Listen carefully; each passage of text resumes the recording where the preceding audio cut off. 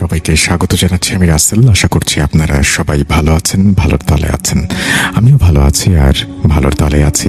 নতুন একটা ঘটনায় যাব, যেভাবে লেখা আছে আমি সেভাবেই পড়ে শোনাচ্ছি। আসসালামু আলাইকুম রাসেল ভাই, আমি নীরব। আমার বাড়ি ময়মনসিংহ বিভাগের শেরপুর জেলার শ্রীবর্দী থানার গ্রাম কুড়িকাহনিয়া। আমি আপনার নিয়মিত একজন শ্রোতা।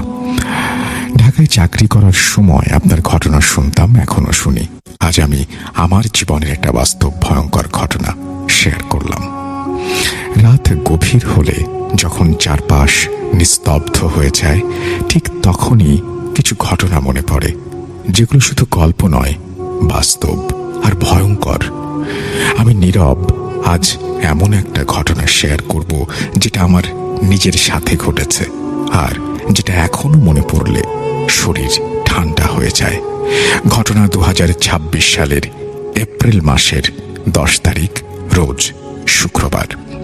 আমরা কয়েকজন, আমি, শিপন, রাব্বি, জুয়েল, রাজন, শালিক আর গাড়ির ড্রাইভার, আমরা সবাই মিলে সিদ্ধান্ত নিলাম নালিতাবাড়ি রাবার ড্যামে গোসল করতে যাব।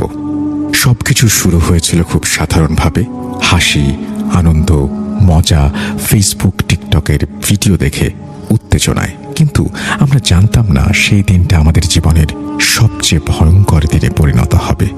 10 এপ্রিল শুক্রবার দুপুর 12:20। আমরা 7 জন গাড়ি নিয়ে রওনা দিলাম। 1 ঘন্টা পর পৌঁছে গেলাম সেই জায়গায়। প্রথম দেখায় সবকিছু স্বাভাবিক লাগছিল। মানুষ গোসল করছে, কেউ হাসছে, কেউ ভিডিও করছে। কিন্তু একটা জিনিস আমরা খেয়াল করিনি, পানির স্রোত অস্বাভাবিকভাবে বেশি ছিল, আর নিচের অংশে ছিল একটা ভয়ঙ্কর ঘূর্ণি। আমরা নেমে পড়লাম পানিতে। প্রথমে সবকিছু ঠিক ছিল, কিন্তু হঠাৎ একটা চিৎকার। আমি তাকিয়ে দেখি একটা ছেলে স্রোতে পড়ে গেছে।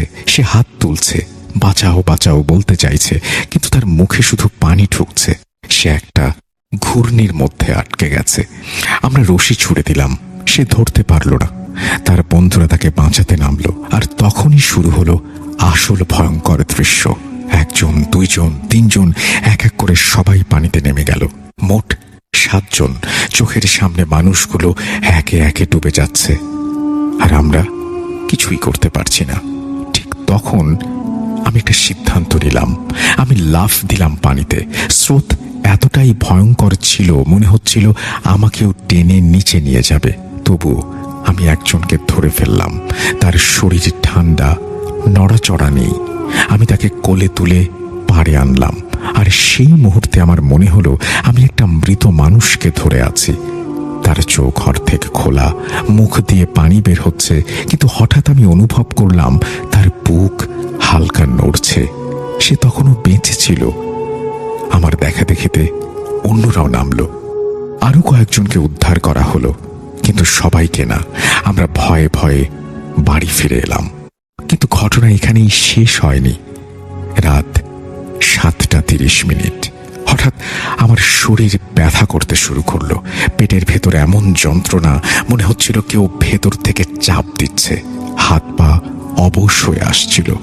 ওষুধ খেলাম, কাজ হলো না। আর তখন আমার মনে পড়ল, আমি যাকে পানির ভেতর থেকে তুলেছিলাম, লোকজন বলতো ওই জায়গার পাশে একটা পুরনো শ্মশান আছে। আমি ভয় পেয়ে গেলাম। একজন কবিরাজকে ডাকা হলো। সে এসে কিছু মন্ত্র পড়তে শুরু করলো। হঠাৎ তার গলার স্বর বদলে গেল। সে বলল, তুই আজ অনেক দূরে গিয়েছিলি, শ্মশানের পাশে। ওখানে যাদের জায়গা, তাদের শান্তি নষ্ট করেছিস। আমার শরীর কাঁপতে শুরু করলো। সে আরো বলল, তুই যাকে ধরেছিস সে একা না, ওর সাথে আরেকজন ছিল। সে তোর সাথে চলে এসেছে। এই কথাটা শোনার পর আমার বুকের ভেতর বরফ জমে গেল। তারপর সে কিছু দিতে বলল, গুড় আর মুরগি।